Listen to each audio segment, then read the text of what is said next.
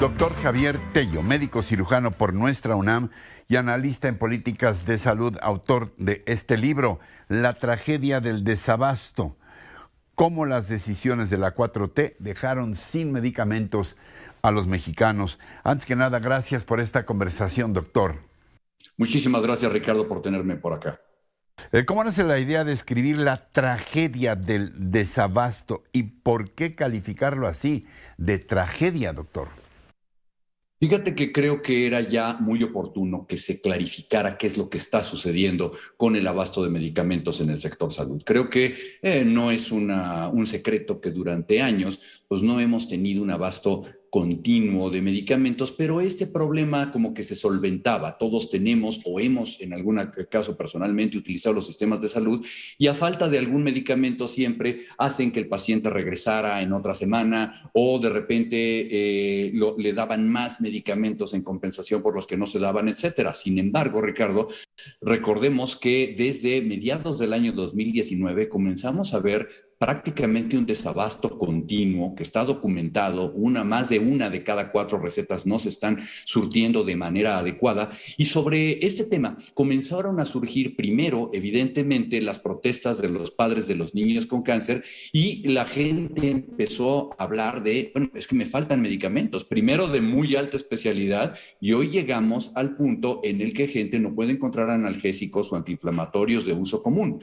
Había que aclararlo y había que decir el por qué, había que poner y señalar dónde se habían cometido las faltas, pero también creo que era el momento de darle voz a los pacientes. ¿Cómo funcionaba el abasto de medicamentos en México antes del inicio del actual gobierno? Y es cierto que se crearon grandes fortunas por este abasto en unas cuantas manos y una gigantesca corrupción y colusión entre distribuidores y autoridades de salud.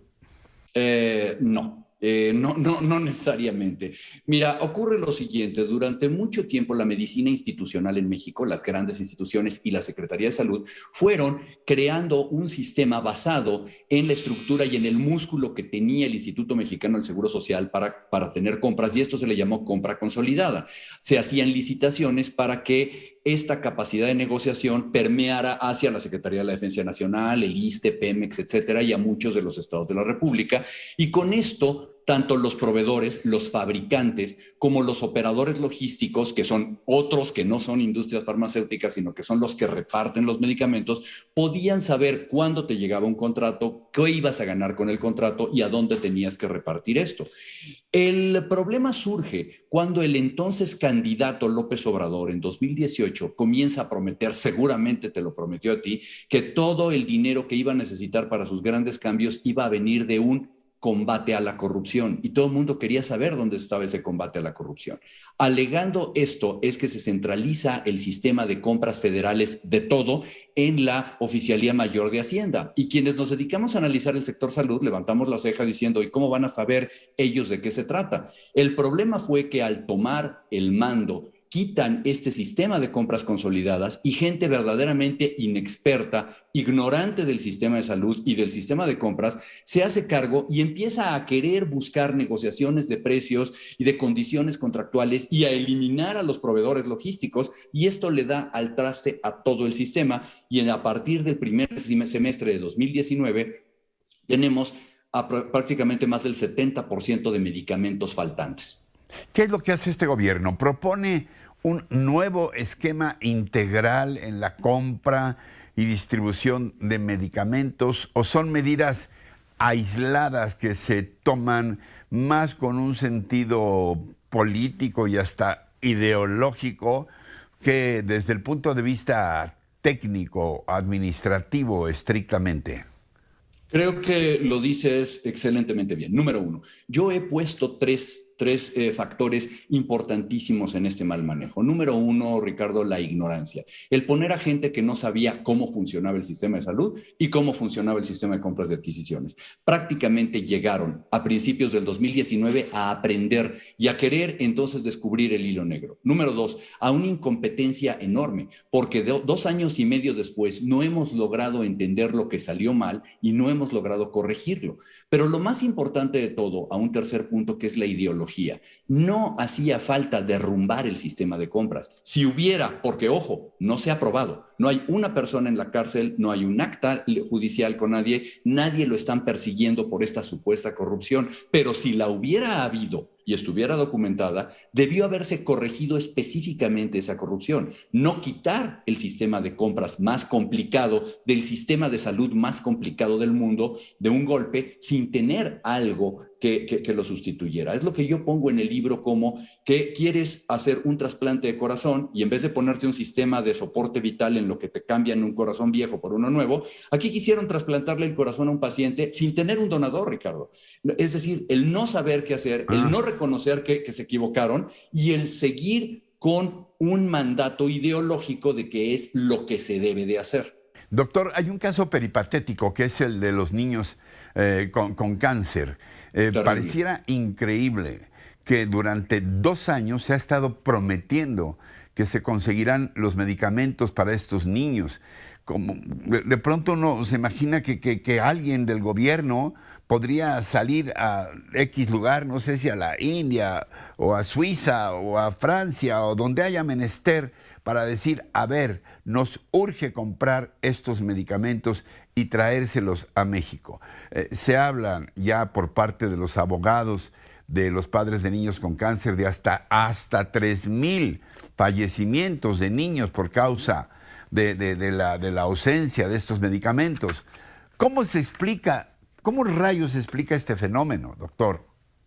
Déjame responderte un poco de atrás para adelante. Lamentablemente las cifras son los estimados. Imagínate, ¿por qué ni siquiera tenemos un sistema de control, Ricardo? No, como no tenemos un censo de pacientes con cáncer, pediátricos o adultos, no sabemos cuáles son los medicamentos que deben de estarse comprando y cuándo se deben de estar comprando, para empezar, ¿sí? O sea, no tienen un sistema de control, no saben lo que se necesita. Pero además de esto, resulta que el problema es que precisamente por hacer las cosas de manera ideológica y sin fundamento, ocurrió algo que es inexplicable, ¿no? Se pelearon con el principal proveedor de medicamentos oncológicos en México. Y este pleito los llevó a querer buscar de repente otras alternativas, primero que nada tardías, segundo de emergencia y brincándose cualquier cantidad de reglas. Tuvieron que cambiar la ley para poder importar medicamentos de otros países sin tener un registro sanitario, etcétera.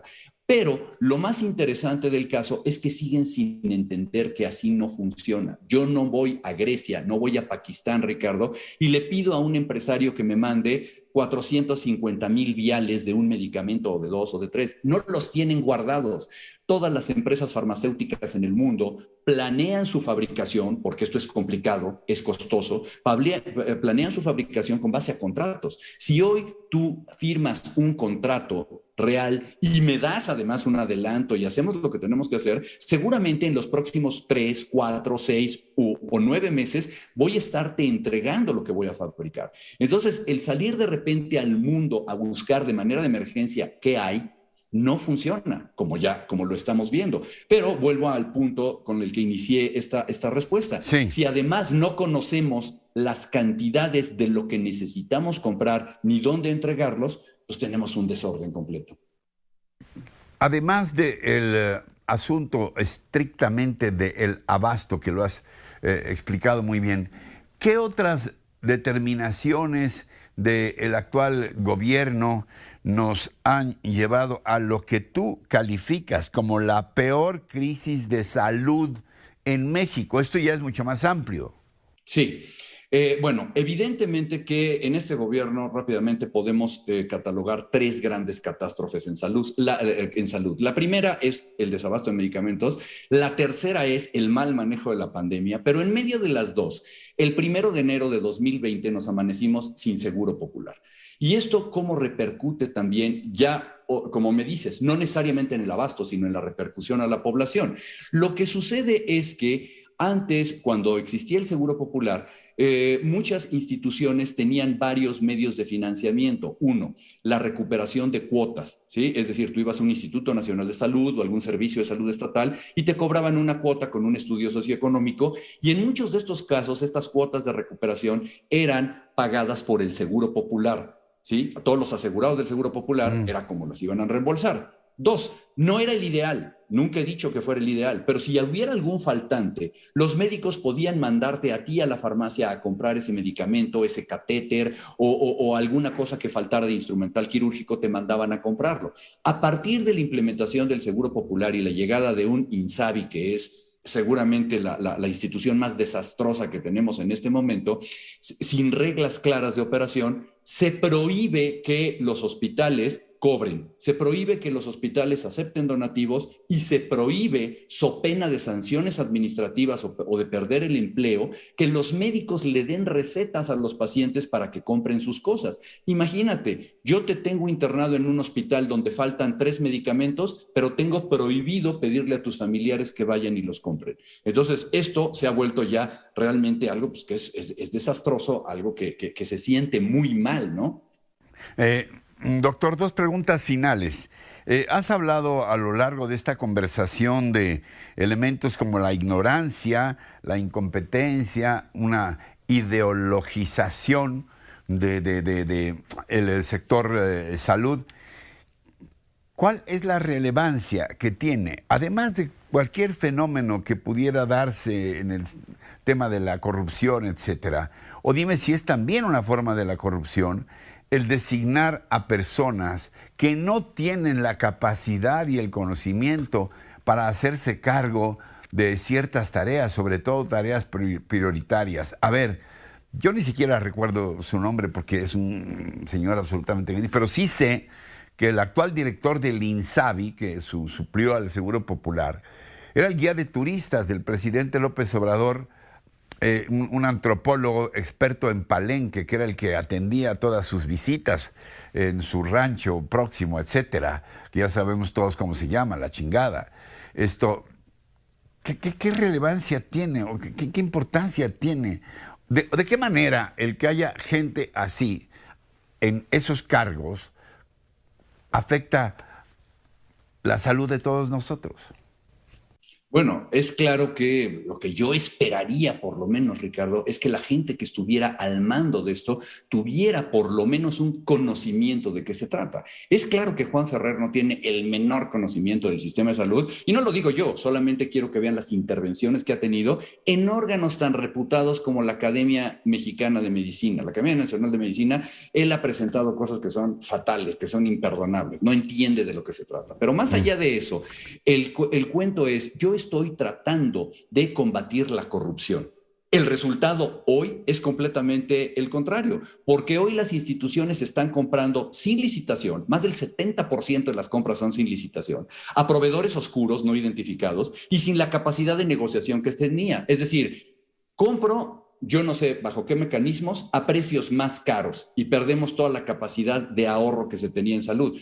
Antes, no sé si hubo corrupción, porque, insisto, no se trata de que el presidente en un memorándum me acuse de corrupto o de inmoral. Se trata de que me lo prueben y que esto esté sustentado, sí, claro, jurídicamente.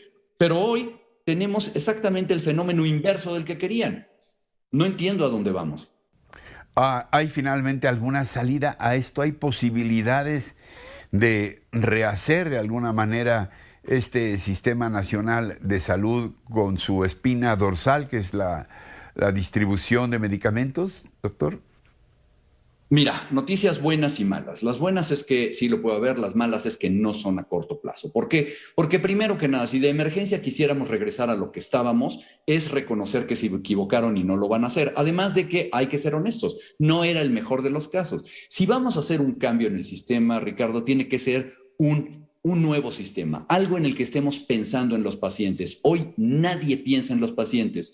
¿Qué hago yo para que mi tía que tiene diabetes y una úlcera en el pie no tenga que ir a una clínica a 10 kilómetros para que de repente se encuentre con que le falta su medicamento? ¿Por qué no puede ir a una farmacia de la esquina y que ahí se la surtan, por ejemplo, o que la pida a domicilio? ¿Por qué no tenemos una visión distinta del concepto de la salud? Pero esto requiere, una vez más, que no haya gente ignorante, sino que sí haya gente que sepa lo que está haciendo, que haya gente que sepa trabajar, ¿sí? Que no sean incompetentes, y quitar toda la maraña ideológica que nos tiene. Nos han querido vender que nuestro sistema de salud va a ser como el de los países nórdicos y como el de Dinamarca, cuando en esos países se paga muchísimo más de impuesto, el gobierno interviene de una manera mejor, ¿y qué crees? no hay una gratuidad completa. Todos los pacientes terminan pagando un copago o terminan pagando algo por la dispensación de sus medicamentos.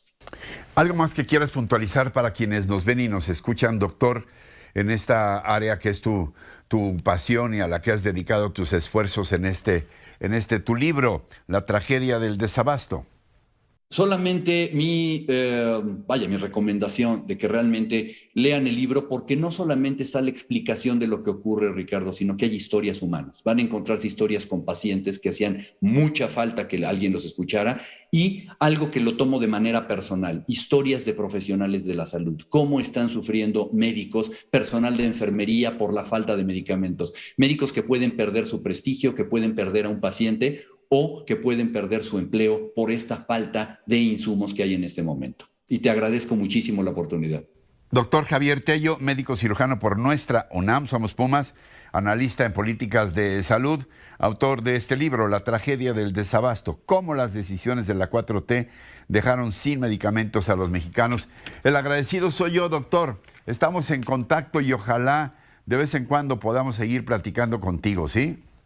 Me va a dar muchísimo gusto, te mando un abrazo. Gracias, igualmente un abrazo. Doctor Javier Tello, hasta pronto.